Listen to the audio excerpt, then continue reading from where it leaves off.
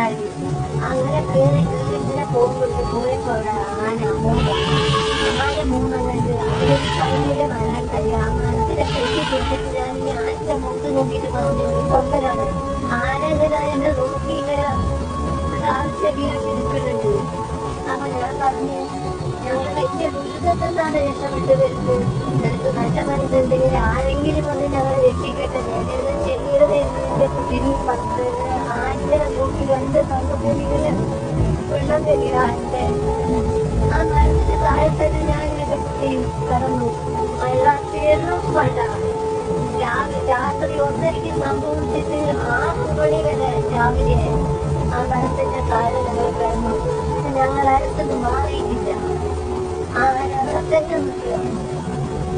ഒരു കല്യം ചെയ്തിട്ടില്ല, ഒന്നും അത് തിന്നിട്ടില്ല. അത്